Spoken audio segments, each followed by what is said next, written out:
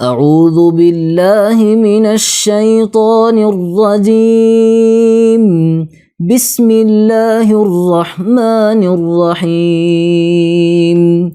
ربما يود الذين كفروا لو كانوا مسلمين ذرهم يأكلوا ويتمتعوا ويلههم الأمل فسوف يعلمون نحمدہ ونصلی علی رسولہ الکریم، اما بعد۔ قرآن مجید کے 14ویں پارے کا آغاز سورہ ہجر کی آیت نمبر 2 سے ہوتا ہے اور اختتام سورہ نحل کی آیت نمبر 188 پر ہوتا ہے۔ اس پارے میں مکمل طور پر 2 مکی صورتیں شامل ہیں، سورہ ہجر اور سورہ نحل۔ یہ دونوں صورتیں نبوت کے آخری مکی دور میں نازل ہوئیں، جب مسلمانوں پر مشکلات اور کفار کے استہزاء میں شدت آ چکی تھی۔ اس پارے کے ابھرے ہوئے مضامین کا اب ہم آپ کے سامنے خلاصہ پیش کریں گے۔ سورہ ہجر کا مرکزی پیغام عبرت اور تنبیہ ہے۔ اس سورت میں کفار مکہ کے اس رویے کا ذکر ہے کہ وہ دنیاوی زندگی میں مشغول ہو کر آخرت سے غافل ہو گئے۔ اس سورت کا سب سے اہم اور نمایاں موضوع قرآن مجید کے تحفظ کا الہی وعدہ ہے۔ اللہ تعالیٰ کا فرمان ہے، اِنَّا نَحْنُ نَزَّلْنَا الذِّكْرَ وَإِنَّا لَهُ لَحَافِظُونَ، بے شک ہم نے خود ہی اس قرآن کو، اس نصیحت کو نازل کیا ہے اور ہم خود ہی اس کی حفاظت کریں گے۔ یہ آیت امت مسلمہ کے لیے عظیم ترین نعمتوں میں سے ہے کہ قرآن کے متن اور اس کی ہدایت دونوں کو قیامت تک ہر قسم کی تحریف سے محفوظ رکھا جائے گا۔ سورہ ہجر میں تخلیق آدم کا واقعہ بھی بیان ہوا ہے، جس میں ابلیس کے تکبر اور اس کے قسم کھانے کا ذکر ہے کہ وہ بنی آدم کو گمراہ کرے گا، مگر اللہ تعالیٰ کے مخلص بندوں پر اس کا کوئی زور نہیں چل سکتا۔ سورت میں گزشتہ قوموں کا، یعنی قوم لوط، اصحاب ہجر اور قوم شعیب، ان کے انجام کو بیان کیا گیا ہے اور کفار کو اسی مضمون سے خبردار کیا گیا ہے کہ وہ عذاب الہی سے اپنے آپ کو محفوظ نہ سمجھیں۔ پھر حضرت ابراہیم علیہ السلام کا واقعہ مذکور ہوا ہے کہ انہیں بڑھاپے میں اولاد کی بشارت دی گئی اور وہ رحمت الہی سے مایوس نہیں ہوئے۔ اس مقام پر قرآن ایک سنہرا اصول بیان کرتا ہے، وہ یہ کہ مایوس نہیں ہوتے رب کی رحمت سے مگر گمراہ لوگ۔ یعنی یہ ہے کہ ایک بندہ مومن کبھی بھی خدا سے مایوس نہیں ہو سکتا۔ سورت کے آخر میں نبی کریم صلی اللہ علیہ وسلم کو تسلی دی گئی، کہا گیا، ہمیں معلوم ہے ان کی باتوں سے آپ کا دل تنگ ہوتا ہے، آپ کو رنجش ہوتی ہے، پس اپنے رب کی حمد کے ساتھ تسبیح کرتے رہیں اور سجدہ کرنے والوں میں شامل ہو جائیں۔ اس کے بعد سورہ نحل آتی ہے۔ یہ وہ سورہ ہے جس میں شہد کی مکھی کا ذکر ہے۔ اس پارے کا دوسرا حصہ ہے یہ۔ اس میں اللہ تعالیٰ نے کائنات میں پھیلی ہوئی اپنی لا تعداد نعمتوں کو تفصیل سے بیان کیا ہے، تاکہ انسان غور و فکر کرے اور اس کی نعمتوں پر اس کا شکر ادا کر سکے۔ اس سورت کا اولین موضوع توحید ہے اور شرک کی تردید ہے۔ اللہ وحدہ لا شریک ہی نعمتوں کا حقیقی مالک ہے۔ وہ بت اور وہ شریک جنہیں لوگوں نے گھڑ لیا ہے، وہ کچھ بھی پیدا نہیں کر سکتے۔ اس سورت کے آغاز میں اللہ تعالیٰ کی 2 صفات کا تذکرہ آیا ہے، کہا گیا ہے سبحانہ اور تعالی۔ یہ دراصل مشرکانہ عقائد سے اللہ کی پاکیزگی کا اظہار ہے۔ نعمتوں کا شمار اس پارے کا دلکش ترین باب ہے۔ اللہ تعالیٰ فرماتا ہے، وَإِن تَعُدُّوا نِعْمَتَ اللَّهِ لَا تُحْصُوهَا، اگر تم اللہ تعالیٰ کی نعمتوں کو شمار کرو تو انہیں گن نہیں سکتے۔ پھر اس سورہ کے اندر جانور، بارش، کھجوریں، انگور، زیتون، سمندر میں چلتی کشتیاں، موتی اور مونگے، پہاڑ، رات، دن، سورج، چاند، غرض ہر چیز کو اللہ تعالیٰ کی نشانی قرار دے کر غور و فکر کی دعوت دی گئی ہے۔ سورت کے نام کی مناسبت سے شہد کی مکھی کا واقعہ بھی بڑا اہم اور دلچسپ ہے۔ اللہ نے مکھی کو وحی کی کہ پہاڑوں، درختوں اور لوگوں کے بنائے ہوئے مکانات یا ان کے بنائے ہوئے آرٹیفیشل اسٹرکچر میں اپنا گھر بنا، پھر ہر قسم کے پھولوں سے رس چوس اور اپنے رب کی آسان راہوں پر چل۔ اس کے پیٹ میں رنگ برنگ کا ایک پینے والا فلوئڈ نکلتا ہے، یعنی شہد، جس میں لوگوں کے لیے شفا ہے۔ اس پارے کا سب سے جامع اور اہم پیغام آیت 90 میں دیا گیا۔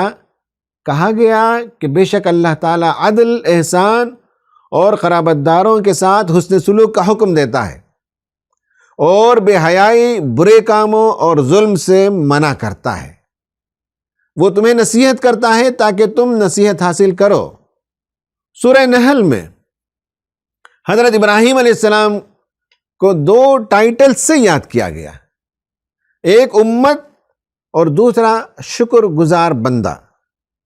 بالخصوص مشرکین مکہ کو ان کی ملت حنیف اختیار کرنے کی تلقین کی گئی، اور اس سورت کے آخر میں دعوت دین کا بہترین طریقہ سکھایا گیا، یعنی لوگوں کو دعوت دو حکمت کے ساتھ، خوبصورت نصیحت اور جدال احسن سے، اور صبر کی تلقین کرتے ہوئے نبی کریم صلی اللہ علیہ وسلم کو حکم دیا گیا کہ اے نبی صلی اللہ علیہ وسلم، آپ صبر کیجئے، آپ کا صبر اللہ ہی کی مدد سے ہے۔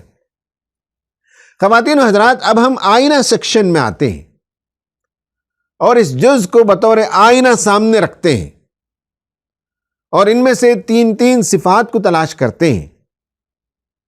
پہلے 3 مثبت اوصاف دیکھتے ہیں۔ نمبر 1، استقامت اور مسلسل عبادت۔ یہ وہ شخصیت ہے جو وقتی جذبات سے نہیں چلتی، نہ تعریف اسے سست کرتی ہے، نہ تنقید اسے روک دیتی ہے۔ عبادت کو وقتی کیفیت نہیں بلکہ زندگی بھر کا کمٹمنٹ سمجھتی ہے۔ نمبر 2، شکر گزاری اور نعمت شناسی۔ شکر انسان کی شخصیت کو متوازن رکھتا ہے، بیلنس رکھتا ہے، جبکہ ناشکری انسان کو شکایت پسند بنا دیتی ہے، آلویز کرٹیسزم کرنا اس کی عادت ہو جاتی ہے۔ نمبر 3، حکمت اور حسن رد عمل۔ ایسا انسان جذباتی نہیں ہوتا، وہ حکیمانہ ہوتا ہے، وہ حق بات کہتا ہے مگر اس کا انداز بہت نرالا ہوتا ہے جس سے دل کھل جاتے ہیں، بندشیں ختم ہو جاتی ہیں۔ اب ہم 3 منفی اوصاف کو لیں گے جو اس پارے کے اندر ہمیں نظر آتے ہیں۔ نمبر 1، تکبر اور برتری کا احساس۔ یاد کیجئے شیطان کا جملہ کیا ہے؟ انا خیر منہ، میں اس سے بہتر ہوں۔ یہ جملہ پوری تاریخ کا سب سے خطرناک نفسیاتی جملہ ہے۔ تکبر صرف نظری مسئلہ نہیں، یہ کردار کی تباہی ہے۔ نمبر 2، مذاق اڑانا اور حق کا تمسخر کرنا۔ حق کا مذاق اڑانا دراصل اپنی بے بسی کو چھپانا ہے، اپنی انفیریارٹی پر پردہ ڈالنا ہے۔ یہ رویہ معاشرے کو سنجیدگی سے محروم کر دیتا ہے۔ نمبر 3، نعمتوں کی ناشکری اور انکار۔ آیت میں کہا گیا کہ وہ اللہ کی نعمت کو پہچانتے ہی پھر اس کا انکار کرتے ہیں۔ یہ سب سے خطرناک تضاد ہے۔ ناظرین، اب ہم سورہ ہجر آیت نمبر 94 سے 99 کا ایک گہرا تجزیاتی مطالعہ آپ کے سامنے پیش کریں گے، مگر یاد رہے کہ انشاءاللہ ہم اسے عام زبان میں پیش کریں گے۔ سورہ ہجر کی ان 6 آیات میں دعوت و قیادت کا ایک جامع پروٹوکال پیش کیا گیا ہے جو 4 نکات پر مشتمل ہے۔ نمبر 1، وضاحت پیغام۔ یعنی جو پیغام پیش کریں وہ بالکل واضح ہو۔ نمبر 2، مزاحمت کی پیشگی توقع، یعنی جب دعوت پیش کی جائے گی تو ریزسٹنس ہوگا، اس کی توقع رکھیں۔ نمبر 3، جذباتی توثیق، اگر ایموشنل پین ہوتا ہے تو اللہ تعالیٰ نے کہا کہ انسان ہوتے ہوئے ایسا ہو سکتا ہے۔ اور نمبر 4، ایک روحانی ترتیب بتائی گئی جو آخری سانس تک جاری رکھنا ہے۔ اگر اسے ہم انگریزی میں کہنا چاہیں تو یوں کہہ سکتے ہیں The 4-step protocol of steadfast leadership. Number 1, mission clarity. Number 2, resistance normalization. Number 3, emotional acknowledgement. Number 4, spiritual recalibration and lifelong consistency. اب ہم جستہ آیتوں کی تلاوت کریں گے، اس کا ترجمہ پیش کریں گے اور ان کے تفسیری نکات پر بھی بات کریں گے۔ آیتوں کے اس مجموعے کو ہم 4 پارٹ میں سمجھیں گے۔ پارٹ 1 کیا ہے؟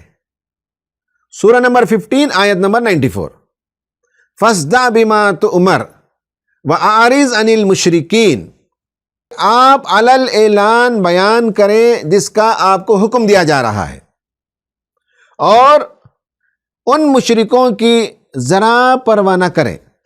کلاسیکی مفسرین نے فَاصْدَعْ کے لفظی اسلوب پر بہت ہی شاندار گفتگو کی ہے اور توجہ دلائی ہے۔ وہ کہتے ہیں کہ عربی مادہ صاد دال عین کے اندر شگاف ڈالنا، چیر دینے کا مفہوم پایا جاتا ہے، اور یہ بطور استعارہ استعمال ہوا ہے۔ اس کا مطلب ہے کہ امر کو ظاہر کر دینا، کھول کر بیان کرنا، اعلان کرنا اور شگاف ڈال کر حق بات واضح کر دینا۔ لغوی زاویے سے دعوت کا پہلا معیار کیا ہے؟ وہ یہ کہ ابہام ختم کرنا اور حق کو واضح طور پر پیش کرنا، یعنی میسیج میں کوئی ایمبیگیوٹی نہیں ہونی چاہیے، پیغام اسٹریٹ اینڈ کلیئر ہونا چاہیے، ایسی وضاحت جو اجتماعی فضا میں شگاف ڈال دے اور حق کو نمایاں کر دے۔ اس سے یہ نفسیاتی اصول نکلتا ہے کہ قائد یا داعی کو اپنے مشن کو ایک مرکزی جملے میں ڈھالنا ہے، پھر اس مضمون کو بیان کرنے کے لیے الگ الگ موڈ اختیار کرنا ہے، الگ الگ اسلوب میں اسی مرکزی نقطے کو بیان کرنا ہے، اس کے ذیلی عنوانات بنانے ہیں اور ان ذیلی عنوانات کے ذریعے سے اس مرکزی مضمون کو بیان کرنا ہے۔ ہمارا مسئلہ یہ ہے کہ ہم اپنی بات کو مختلف جملوں میں ڈھال کر بیان نہیں کر پاتے، ہم رٹے رٹائے جملوں کے اظہار ہی کو فکری پختگی سمجھ لیتے ہیں۔ اس آیت میں لفظ اعراض آیا ہے، اس میں مخالفین سے غیر ضروری انگیجمنٹ سے دور رہنے کی تلقین ہے، یعنی حکیمانہ طور پر کنارہ کشی کا مزاج اختیار کرنا ہے، اور اس بات کی آپ صلی اللہ علیہ وسلم کو تعلیم دی گئی ہے۔ جس ماحول میں کھلم کھلا دعوت کی اجازت ہو وہاں دعوت کھلے انداز میں ہو، اور جہاں نقصان یقینی ہو تو مرحلہ وار محفوظ انداز میں حکمت عملی اختیار کرتے ہوئے دعوت دیں، اس کی رہنمائی ملتی ہے۔ مگر اصل مقصد اظہار حق ہے، یعنی داعی کو اپنا پبلک سٹینڈ واضح طور پر سامنے لانا پڑے گا۔ فَاصْدَعْ کا مطلب صرف زور سے کہنا نہیں ہے، بلکہ سیاق کے لحاظ سے مناسب فارمیٹ منتخب کرنا بھی اس میں شامل ہے۔ کہیں محدود حلقے میں دعوت، کہیں دعوت کے لیے تربیت، کہیں پبلک پروگرام اور علل اعلان دعوت۔ اس میں اصل میں اسٹریٹجک کلیئرٹی ہونی چاہیے، مقصد واضح رہنا چاہیے اور طریقہ بھی حکیمانہ ہونا چاہیے۔ نفسیاتی طور پر اسے ہم کلیئرٹی کہتے ہیں، اور کلیئرٹی ذہن کا بوجھ کم کر دیتی ہے۔ اسے نفسیاتی زبان میں کوگنیٹو لوڈ کہا جاتا ہے۔ جب انسان کے ذہن میں بات صاف ہو تو وہ غیر ضروری تفصیلات میں نہیں الجھتا، اس کی سوچ منظم رہتی ہے اور وہ اعتماد کے ساتھ بات کر سکتا ہے۔ دباؤ کی حالت میں ذہن عموماً منتشر ہو جاتا ہے اور معمولی باتوں میں پھنس جاتا ہے، لیکن اگر مشن واضح ہو تو یہ بکھراؤ سمٹ جاتا ہے، توجہ ایک مرکز پر آ جاتی ہے۔ پارٹ 2 سورہ نمبر 15 آیت نمبر 95 میں کہا، اِنَّا كَفَيْنَاكَ الْمُسْتَهْزِئِينَ، ہم آپ کی طرف سے کافی ہیں ان استہزاء کرنے والوں سے نمٹنے کے لیے۔ پھر آیت نمبر 96 میں کہا، الَّذِينَ يَجْعَلُونَ مَعَ اللَّهِ إِلَٰهًا آخَرَ فَسَوْفَ يَعْلَمُونَ، جو اللہ کے ساتھ دوسرے معبود انہوں نے گھڑ رکھا ہے تو ان قریب انہیں معلوم ہو جائے گا۔ ناظرین، اِنَّا كَفَيْنَاكَ الْمُسْتَهْزِئِينَ کے تحت معارف القرآن میں چند نمایاں مذاق اڑانے والوں کے بارے میں تاریخی واقعات ذکر ہوئے ہیں۔ میں نے بھی اپنی تقریر میں سیرت ابن اسحاق کے حوالے سے ان ظالموں کا عبرتناک انجام جو وہاں بیان ہوا ہے اسے میں نے اپنی تقریروں میں بیان کیا ہے، جو نبی کریم صلی اللہ علیہ وسلم کا استہزاء کرتے تھے۔ پھر آیت اِنَّا كَفَيْنَاكَ الْمُسْتَهْزِئِينَ سے یہ بات بھی سمجھنے کی ہے کہ مزاحمت کو، یعنی جب دعوت دی جاتی ہے تو سامنے والے کی طرف سے ریزسٹنس صرف ممکن نہیں، پاسبل نہیں، بلکہ ایکسپیکٹڈ ہے، متوقع حقیقت کے حصے سے اللہ تعالیٰ نے پیش کیا۔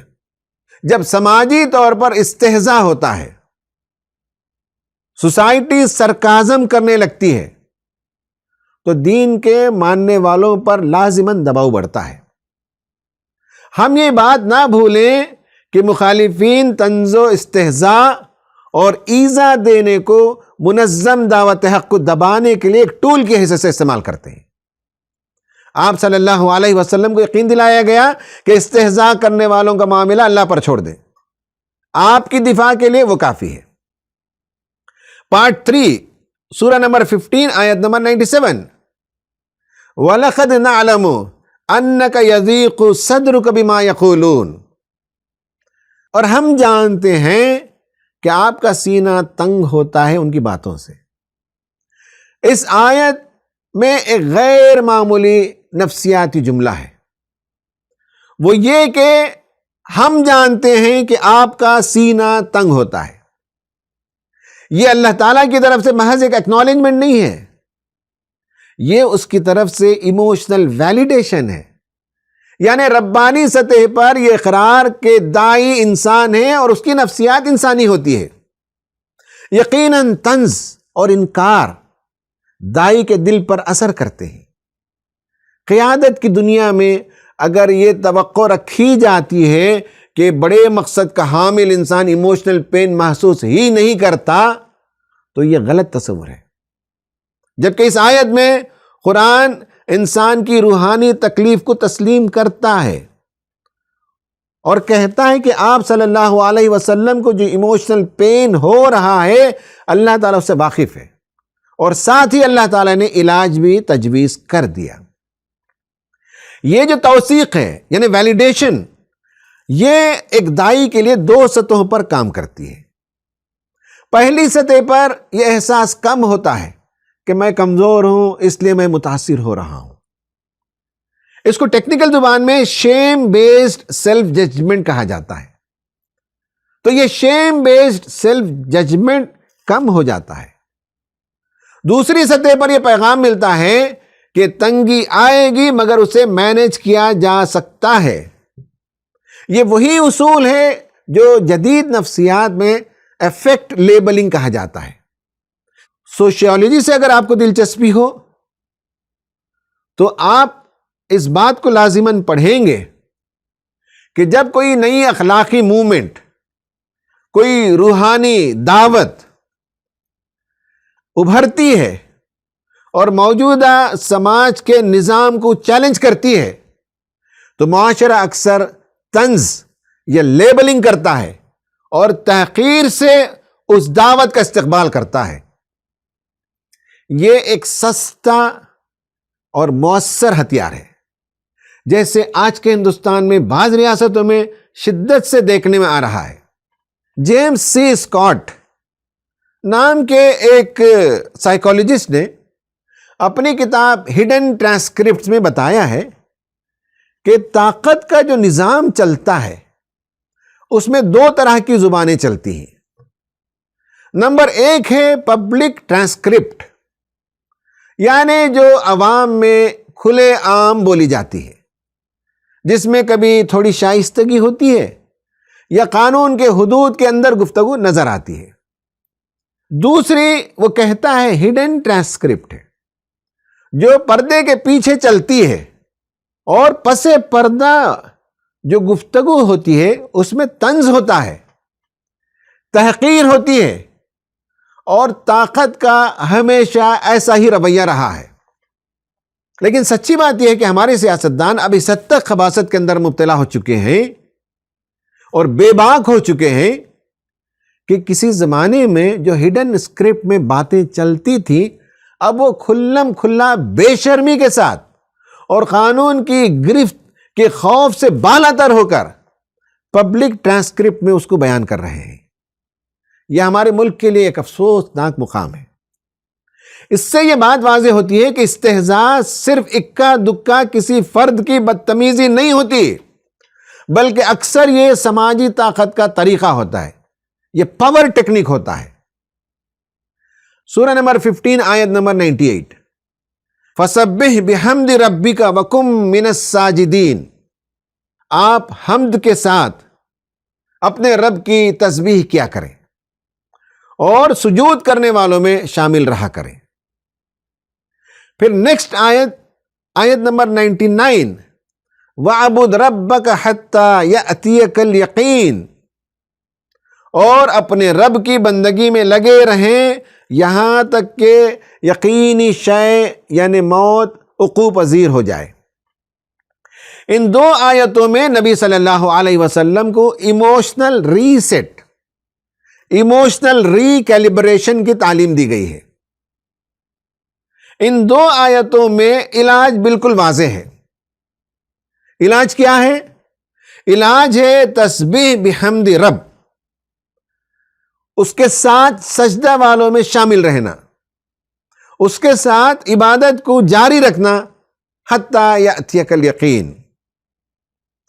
ناظرین، اصل میں دباؤ کے لمحے میں ہماری زیادہ توجہ سوشل ایرینا کی طرف ہو جاتی ہے، اور وہی باتیں، وہی خیالات ذہن میں گردش کرتے رہتے ہیں، جس سے طبیعت کی بےقراری بڑھتی چلی جاتی ہے۔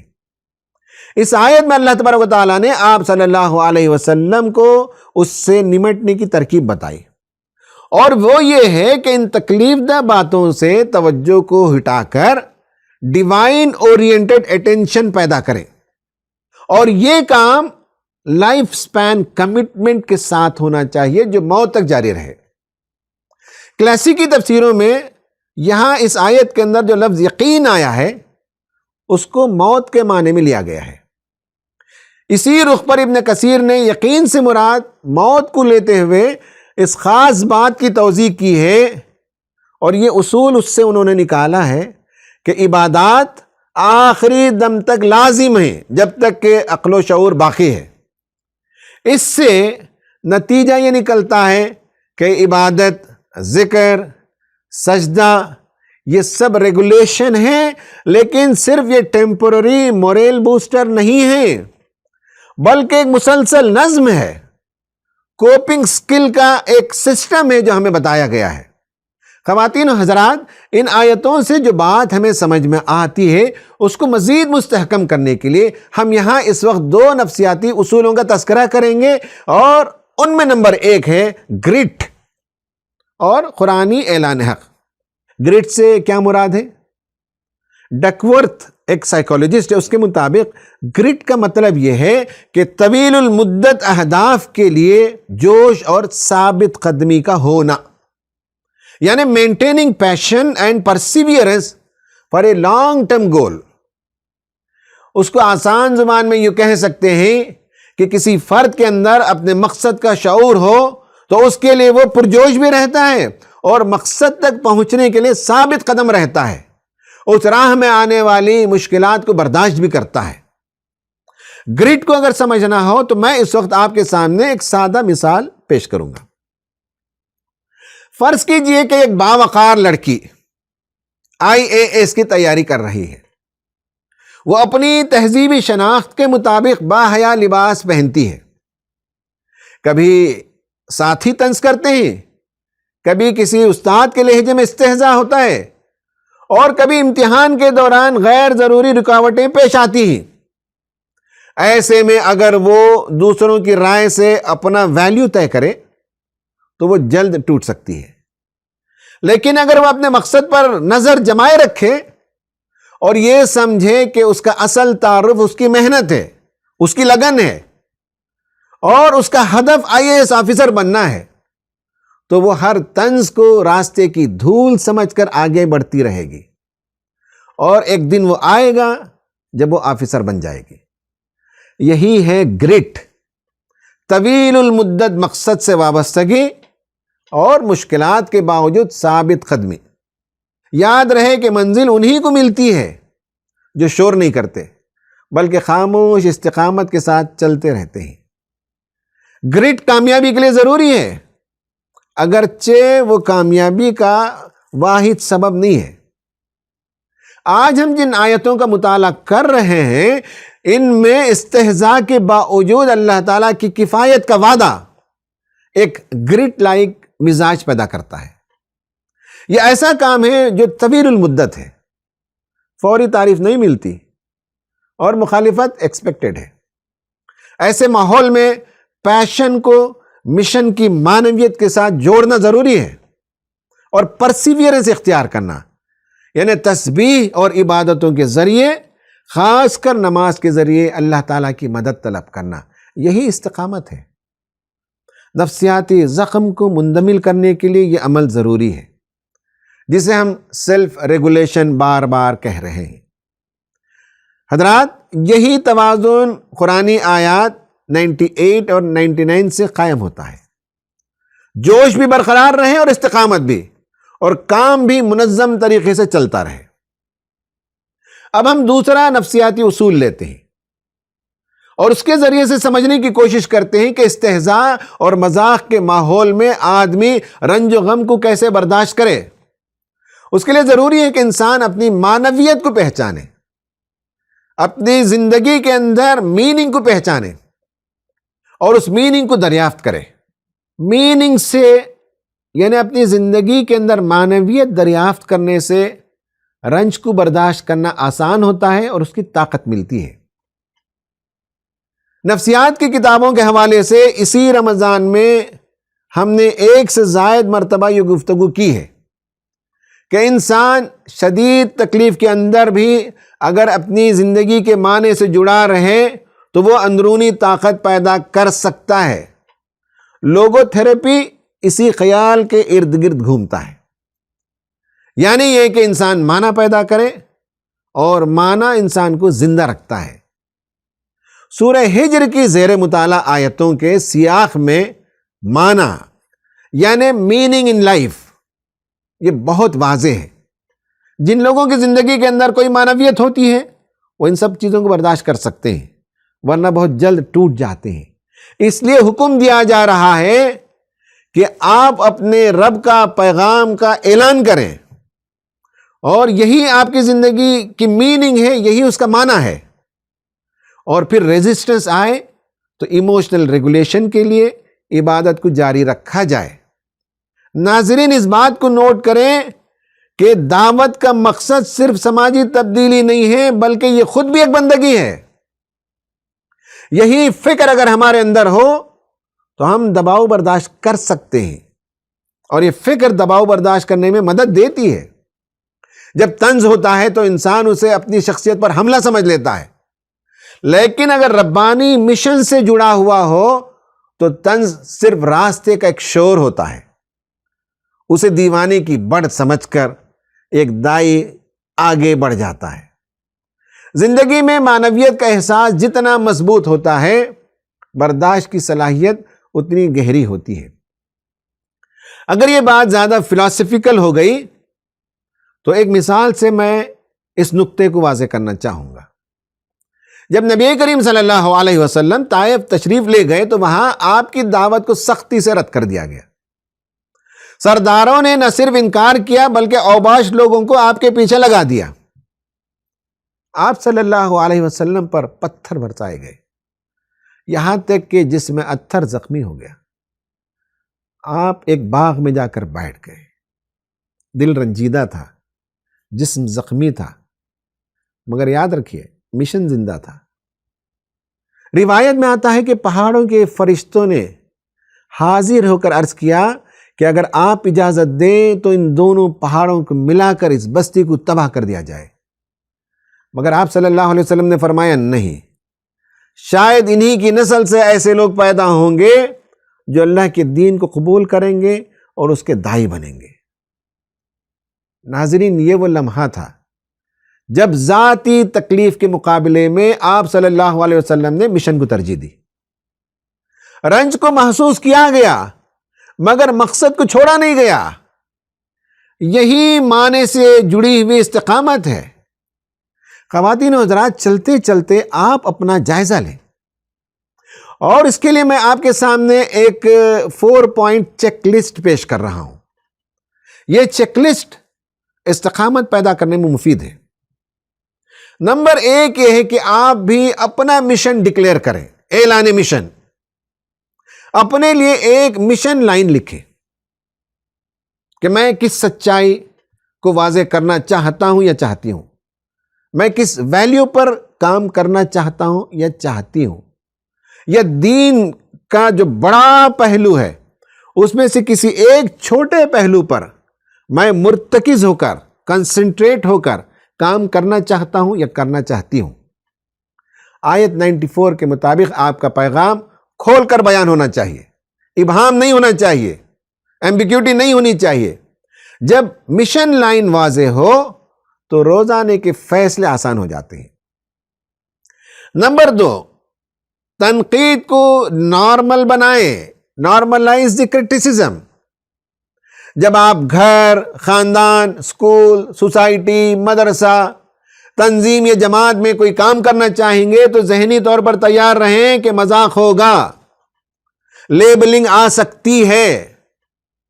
پھر عملی طور پر طے کریں کہ کن سوالوں کا جواب دینا ہے اور کن کو نیگلیکٹ کرنا ہے، کن سے اعراض کرنا ہے۔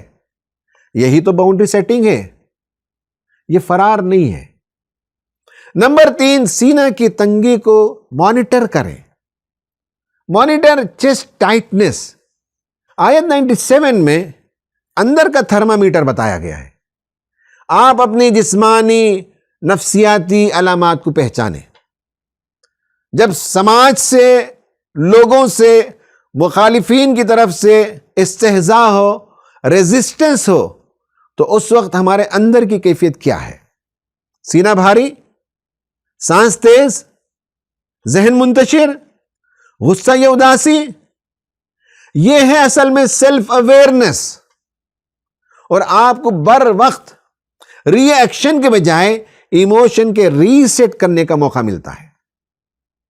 نمبر 4، ذکر اللہ کے ذریعے جذباتی ری سیٹ کریں اور آخری دم تک قائم رہیں۔